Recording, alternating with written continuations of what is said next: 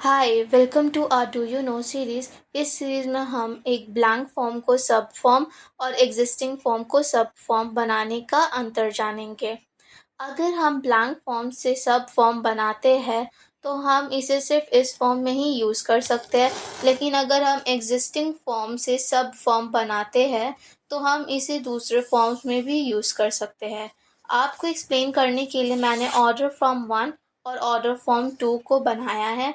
मैंने order from one में existing form और ऑर्डर फ्रॉम टू में ब्लैंक फॉर्म से सब फॉर्म बनाया है। ब्लैंक फॉर्म से सब फॉर्म बनाने का फ़ायदा है कि सब फॉर्म में हम कितने भी लाइन आइटम्स ऐड करके सबमिट करें, ये एक ही रिकॉर्ड गिना जाएगा। रिकॉर्ड यूजेज में पहले से बहुत सारे रिकॉर्ड है। मैं एक रिकॉर्ड ऐड करूँगी और उसे सबमिट करूँगी, यहाँ एक ही रिकॉर्ड गिना जाएगा। लेकिन अगर हम एग्जिस्टिंग फॉर्म का यूज़ करते हैं और लाइन आइटम्स ऐड करते हैं तो यहाँ कितने लाइन आइटम्स है उतने ही रिकॉर्ड गिने जाएंगे। मैंने यहाँ 4 लाइन आइटम्स ऐड किया है। फॉर्म काउंट को मिला के 5 रिकॉर्ड को काउंट हम लोग को दिखेगा। मैं अभी सबमिट करती हूँ। देखिए हमें 5 रिकॉर्ड ऐड हुई दिखाई दे रही है।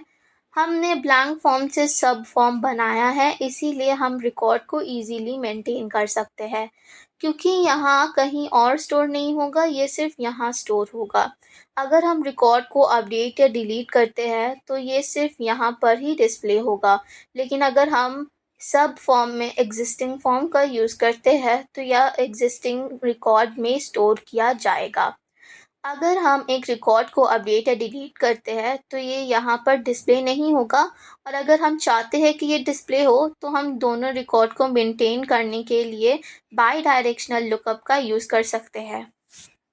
हम सब फॉर्म में ब्लैंक फॉर्म का यूज़ करते हैं तो हम लाइन आइटम के बेस पर फ़िल्टर नहीं लगा सकते। हम डिस्प्ले फील्ड में पहले आइटम के बेस पर फ़िल्टर लगा सकते हैं।